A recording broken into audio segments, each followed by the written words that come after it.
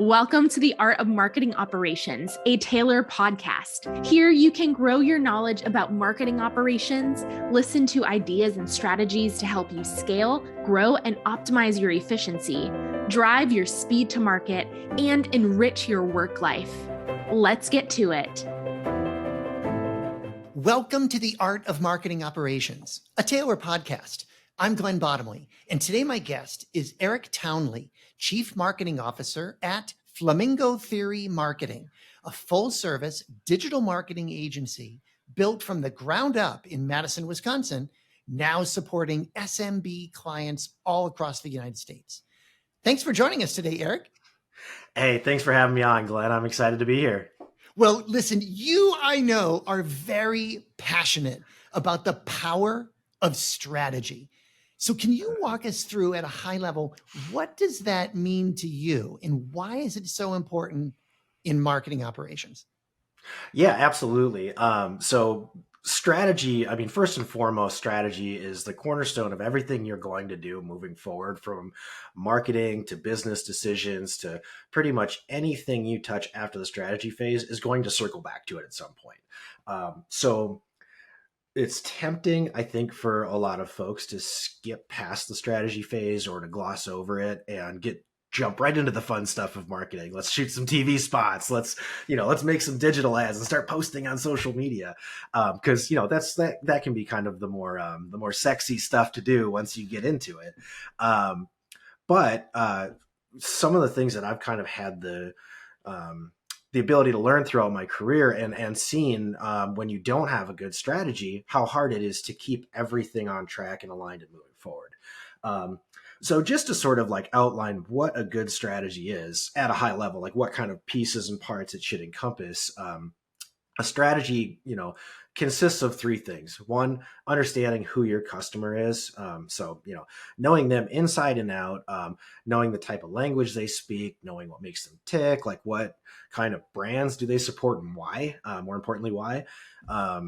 So understanding who that, stark raving mad fan of your product can and should be. And then the other component of it is understanding the competitive set.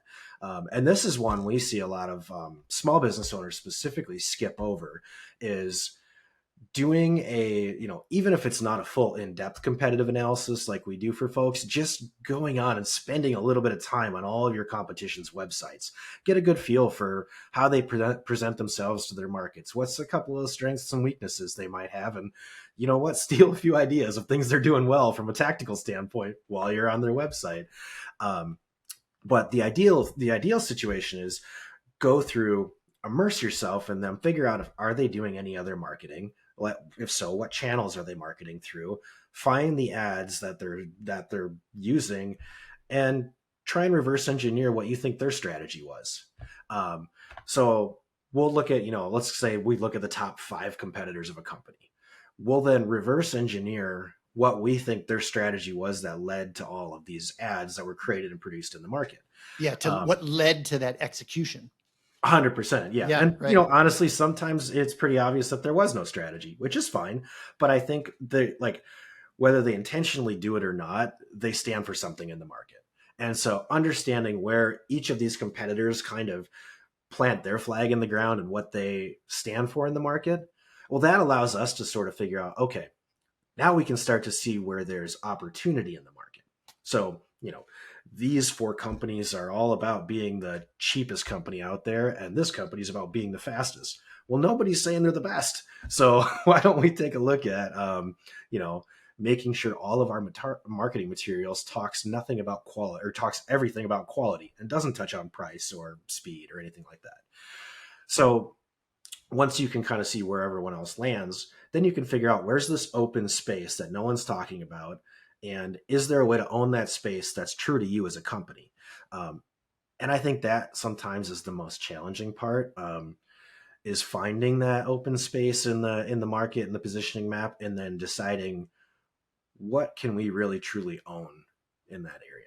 Well, and you have a lot of experience in this, not only just in terms of your career background, but all the clients that you've worked with up to this point too.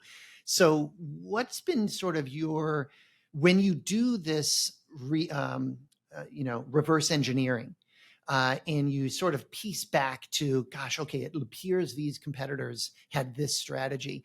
Here's an opening. Here's the blue ocean, so to speak, for your organization, for a client. How have you found that understanding that and building and constructing a really good strategy helps to unlock sort of the rest of the company's marketing operations and sort of operations as a whole? Definitely. Yep. And that's where you'll start to see the benefits as you move forward, when the process is much more clear and streamlined. Because with marketing, we tend to move from one step to three more steps and from there, each of those steps goes to three more different steps. And so you start to have this sort of exponential effect where, if you have, a small chink in your armor now, it exposes itself quite a bit the further down the road you get. And so, yeah, that's where having a well thought out, well defined strategy can make sure that all of these different decisions you make down the road are marching to the beat of the same drum. One of the reasons why having that strategy is so important and how it can unlock future growth and sales too is by knowing, those three things, you will get to that insight, that important kind of hidden insight that you can't get to without doing the legwork to get there. A good strategy a lot of times feels like a no duh moment to some extent. It's kind of like, as you go through and you look at, what's important to our customer, what's our competition doing, and then what do we stand for as a company, and you find that right sort of light bulb moment of here's who we are.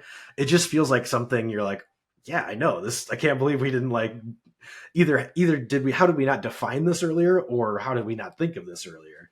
And I think a lot of marketing is that way, where when you see a good idea, you're kind of like, how has this not been done before? Or how. So there's a little bit of that to the strategy side of things too, where once that light bulb moment goes off in your head, you know how to do everything else moving forward with clarity and purpose. And a lot of times, like I said, we'll see as folks go forward, it's really easy to change your tone or change your messaging if you don't have that litmus test in front of you. So once we get to a point where we've defined a really good strategy, we outline it in a one-page messaging brief, and that goes back and recaps all the important points that we've learned throughout this process. Exactly. And I have heard to your point about the epiphany that sometimes you can have when you sort of like, gosh, this is just really obvious. But I have heard musicians, as an example, I've heard musicians, when they hear another musician create a song that becomes a hit song, and they'll say, gosh, I should have created that song because it was so perfect, and I think that there's that natural connection that marketers have to other marketers when they see really outstanding marketing, because there's an alignment, there's an understanding of what it took to get to that, and in a respect for doing that. But that's a sort of a follow-up that I'd have for you, which is, so in practice though, so we know from what we've talked about, and we've talked about on this podcast multiple times, the importance of strategy.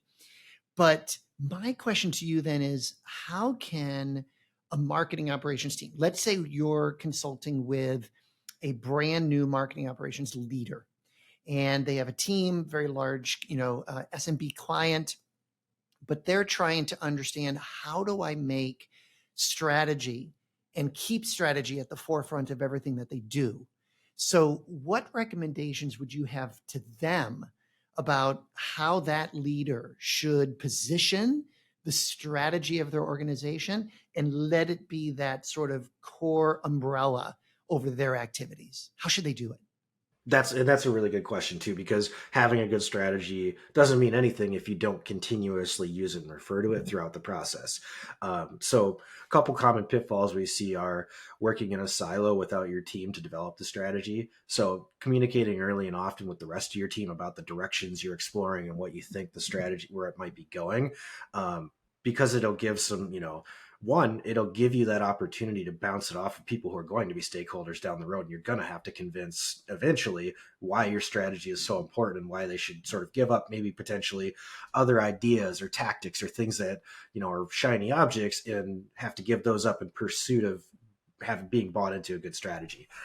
So sharing it early, sharing it often, and, um, encouraging participation to some extent from those future stakeholders, but then making sure you're referring back to it when you make the decisions you make down the road. And that's where having that one pager, that however you any company could sort of give it a different form, but for us it's this one pager that every time we finish a strategy project for a client, we summarize the strategy and we print it out and we say, anytime you make a decision for anything in your business, whether it's marketing or operations, or it doesn't have to be just for marketing, it will free up your brain to say, yes, this is the right decision moving forward on anything subjective. Yeah. So Yeah, using you always essentially have that, on the board that you can always refer to. Is this an alignment? And then when somebody comes back to you with what might potentially be a good idea for another company or another brand, because it's a new shiny object, which isn't a bad thing, but if it's not right for your strategy, it's very easy to stop the swirl of discussion around subjective questions. Like, for example, like, should we use blue or should we use red on our website? That's a subjective question. But if you can say, our customer is a, very calm, laid back person who likes to experience feelings of being relaxed, let's go blue, not red. And it stops that discussion right then and there, because it's rooted in strategy, as opposed to being, decisions aren't rooted in personal experiences and things that maybe aren't as relevant to the brand and the decisions that need to be made. Yeah.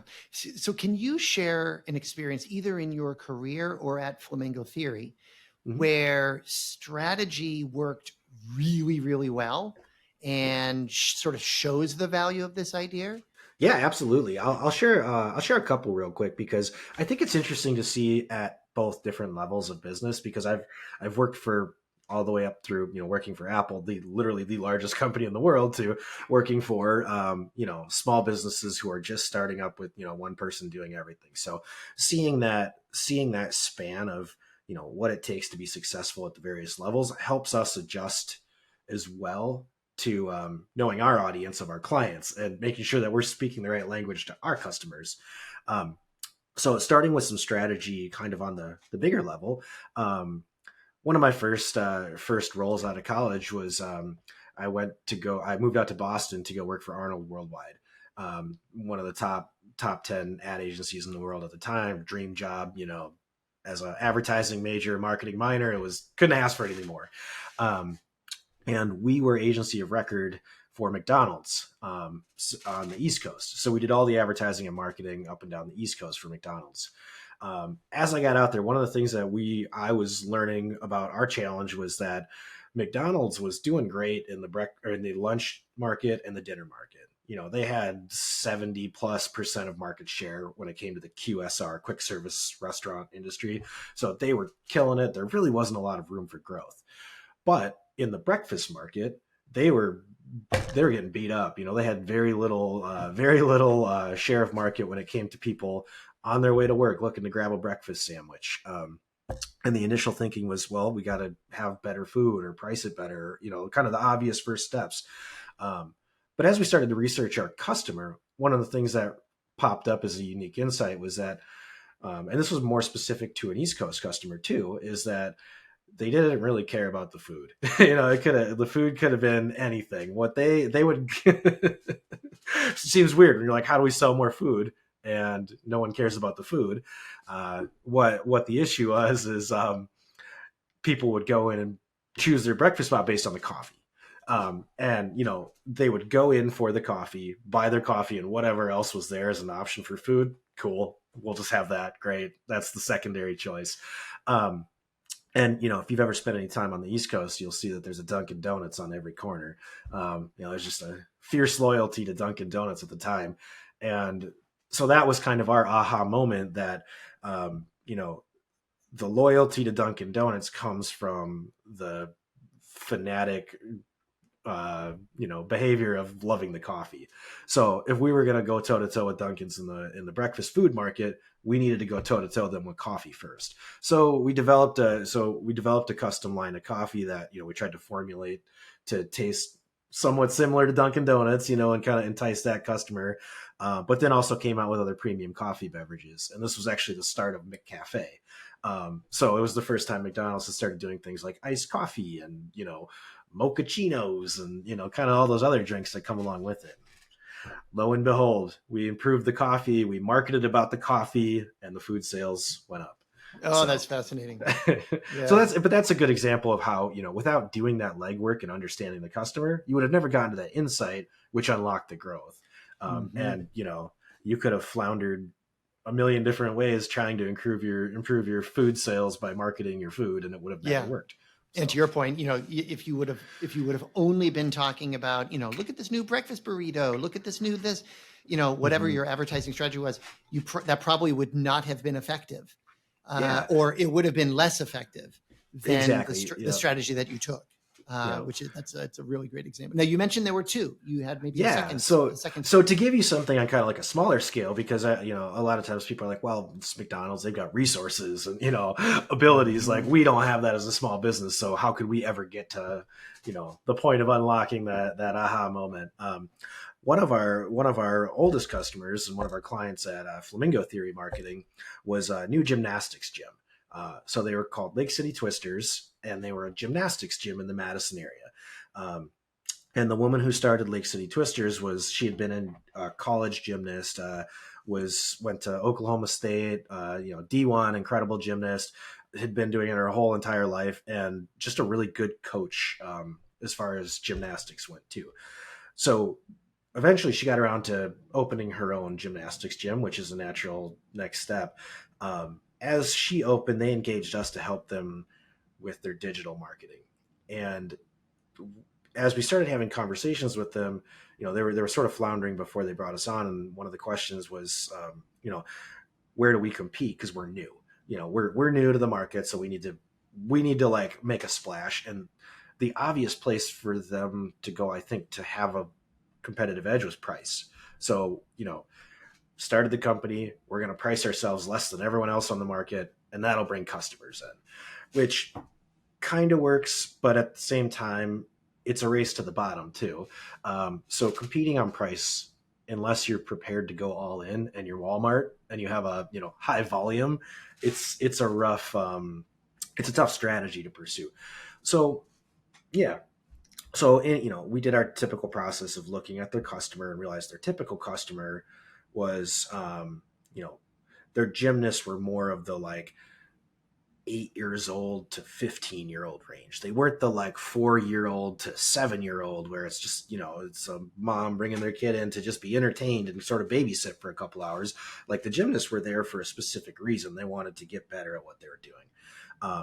And then when we looked at the competitive set, one of the things we realized is that no one else in the Madison area had the street cred and the chops that the owner of Lake City Twisters and her gym does. Because not only did she have a lot of competitive experience, but she had connections to national programs. Her staff were all, renowned gymnasts too. And we're like, all right, so here's our flag in the ground is that, if you are wanting to, just have fun with gymnastics, you can come here and you'll have a good time. But the upside is we can take you as far as you want to go. If you're the type of gymnast who has your sights set on Olympics someday, we have the connections to make that, we have the connections to put you in touch with the right people. If you have the talent, the will, and the desire, we'll take you there. But refocusing their strategy on the fact that they were the best in the market, which, they kind of had blinders on because it's hard to see when you can't take a step outside yourself and look at the rest of the field subjectively. And we told them, we're like, you're the best here. And they're like, really? We are? I guess we are. I'll be. Never thought about it like that. So not only so that did a couple of things that it allowed us to take that premium position in the market and focus all of our marketing and our efforts on, results and possibilities. But then they were also able to charge what they needed to charge because they were, they were able to raise their prices because they could command it, which allowed them to pay better coaches, which allowed them to successfully execute on, that strategy long term and build on the Yeah. growth. Yeah. And in the process, they actually added more students than they had previously by trying to charge less. So not only were they able to charge more and be worth it, but people saw the value in it and were starting to come to them over the competition. What great case studies there. Now let's flip it around on you though. So Yeah. you talked about strategies for driving breakfast food growth. In the success on that. You've talked about a strategy of driving gymnastics student growth. But can you give an example where maybe the strategy that was used wasn't the best choice? Because not everything that glitters is gold, right? So is there an example that you could share where you established a strategy, it didn't actually work, but then you adjusted? Share one of those with us. Yeah, that's a really good question. So there was so after working out on the East Coast, my next gig was in the Twin Cities. I worked for McCann worldwide, and we were the agency of record for General Mills. And so I was on I was on Bisquick, Betty Crocker Baking, just a variety of these incredible iconic food brands, and kind of in the mix there was. We had about half of the kids' cereals in their portfolio. So Cinnamon Toast Crunch, Wheaties, Golden Grams. And Golden Grams specifically at the time led to it was a really interesting challenge. Our strategy when I first had kind of started on it was we're going to focus on targeting the kids, making these kind of irreverent, funny, spoofy humor type ads that are, clearly meant to appeal to the kids as opposed to the purchase decision maker in the house or, the grocery shopper. So appeal to the kids. So that strategy played itself out over the course of a year or so. And, we probably spent $7-8 million on TV ads targeting the kids. And at the end of it, sales exactly the same as when we started. So we took a step back and said, all right, that didn't work as we had hoped. I don't think it's the creative, because the creative all tested really well. The messaging, everything's clear. Let's try a different strategy. So then our next step was, well, let's target the purchase decision maker. The moms and the dads who are buying the groceries in the store. Did the same thing, wrote a strategy that focused on them, generated creative that, spoke to them, appealed to them, spent, millions of dollars on TV spots, print ads, digital, all that stuff. And nothing, just flatlining sales,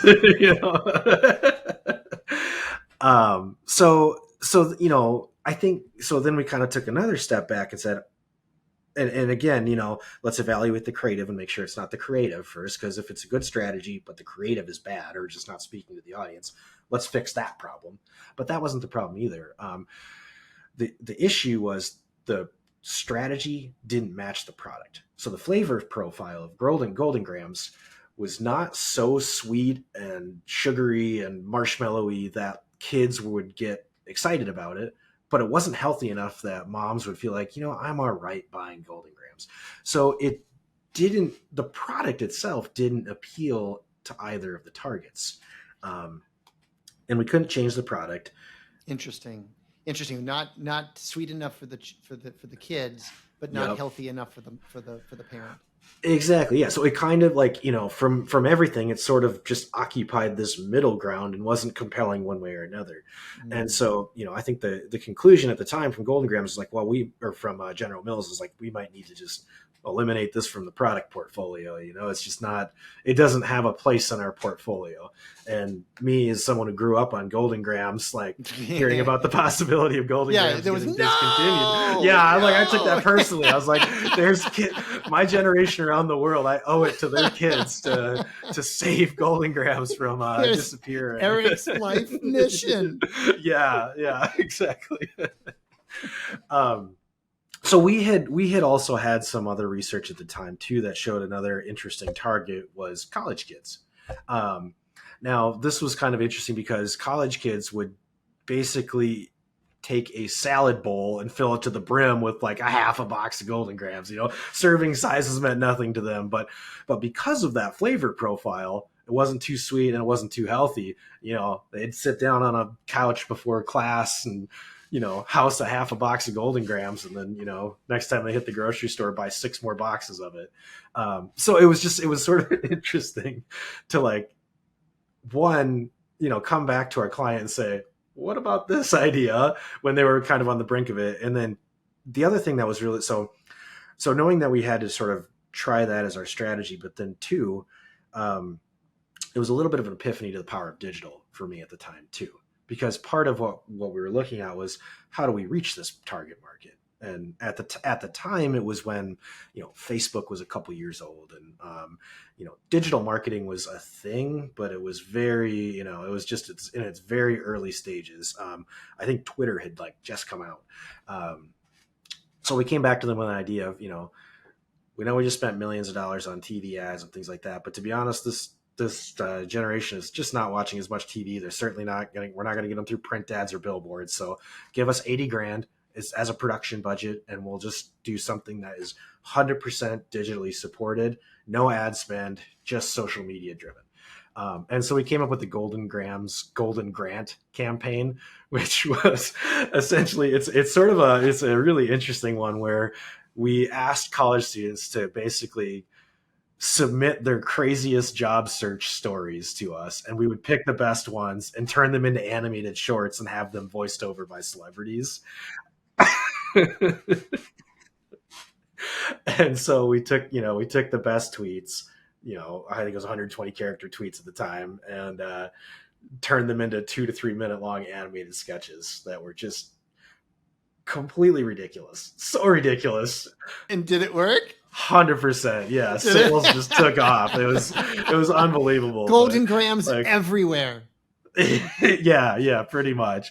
And I had to like look back at that campaign just the other day, because I was like kind of like thinking back about it again, and I watched the ads or the animated shorts, and I'm like, you can see why these appealed to these college students, because they are very much like Adult Swim, Comedy Central style of humor that moms would look at and be like, what is this crap? And I'm not letting my kid watch it, so it hit that target right down the middle, and you know what? It appealed to them, and they bought the product because of it. So that's what an excellent story from To Story there. That's wonderful. And you talk about digital. And so my question is, obviously physical marketing, has to work with digital marketing. And so everything you just mentioned, obviously, just in the example you mentioned, product packaging, that's physical marketing. It's on the shelf, along with the digital marketing, such as the digital campaigns that you mentioned.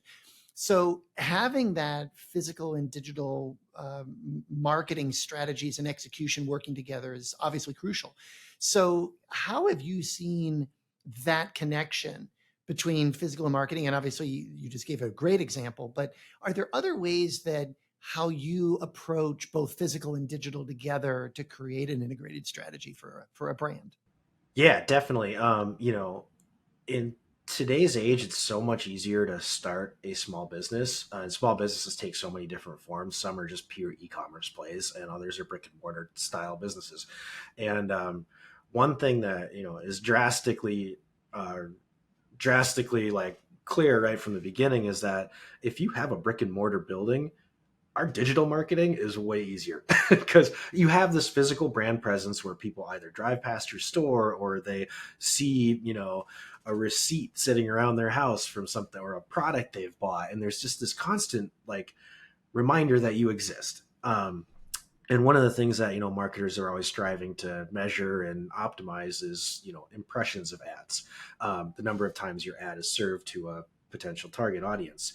And if you have some physical presence in the market, there's this unaccounted for factor of all these free impressions you get that, you don't really notice or think of. But the old sort of adage was, it takes 8 impressions before someone will take a action on your ad.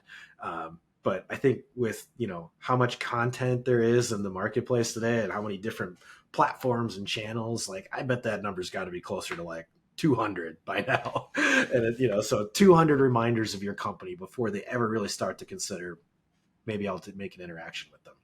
So the fact that you get all these extra fee impressions from having some sort of physical presence outside of your digital presence helps, but also it's a little bit easier to ignore digital. So, you can have ad blockers. You can sort of just mentally tune out the right top side of a website where ads are typically served at. And there's a little bit of a fear of clicking on ads too, because of how overly aggressive we sometimes get as marketers, trying to make sure that we're, using every technological advantage to stay in front of that customer and remind them we exist. So one of the tactics I've found work really well that we supplement with our digital is postcard retargeting. So for a lot of our small businesses where every dollar needs to stretch really, really far for the budget, we'll pair a traffic driving technique like Facebook ads, or display, like retargeting display banners, something that just kind of builds this awareness and drives traffic to your website, with postcard retargeting. What postcard retargeting does is, when someone visits your website, in the back end, we're able to detect their IP address and cross-reference that with a database filled with mailing addresses. And the system then, when somebody visits your website, the system kicks them out a postcard a couple days later. So you get this physical postcard in the mail. You're not sure why you got it. You're just like, oh, cool. I was just thinking about that the other day. It's probably one of those creepy things where you're like, is my phone listening to me? But then we can segment the campaign. So like one of our local clients is Faro Marine. They're a boat dealer. And so we have different creative based on different pages people visit on the website. So if someone goes on the new boats page, we come in with a financing offer on new boats. Someone goes on the used boats page, it's visit the store for some free goods, because you want them to come see the inventory. The inventory might not be, we can't put inventory on the postcard because it might be sold. So it's more about getting them in the store to see the inventory in person. And then we've got, service page. So, boat maintenance, things like that. And then trailer sales. And so once somebody visits those pages, they're getting that physical, actual piece of marketing in the mail that's relevant to what they were doing in the digital world. And that's given us some just, skyrocket case studies. We measured one the other day that was, I think it was like 760.3% ROI on a campaign. That's awesome. It was pretty cool. And what a great example of the power of print, the power of the physical marketing, as well as the power of the digital. But I think what you just said is like, 2 + 2 = 5. 100%. It magnifies when you have both physical and digital working together. Maximize your marketing output, which is fantastic. So Eric, I was gonna say 1 + 1 = 3, but you one upped me there, like, straight into a numbers arms race. So you won. That's excellent. So Eric, before we wrap up today's episode, what is the main takeaway that you want to share to help understand the challenges facing marketing operations executives today? Yeah, you bet. In regards to strategy, I think if you remember one thing from this podcast, remember retaining walls. So for retaining walls, this is how I use to explain why a strategy is important. When I was in college, I ran a landscaping company called Townscapes Landscaping. Just, it was to make better money than I could in the summer working for someone else. So, but we used to, we did all sorts of landscaping work, including building brick retaining walls. And so the process for building a brick retaining wall is you come in, you excavate the area, you lay down fine sand, and then you get that first layer of that brick retaining wall in, and it has to be perfectly level, vertically, horizontally, because if you leave even the slightest tiny crack in that bottom level, as you start building the extra levels on, that crack gets bigger and bigger and bigger as it goes up, to the point when you eventually get to the top of that wall, you've got this like 6-inch wide gap that there's nothing to do to fix it. It's too late. You basically have to start everything over. And strategy is the same way.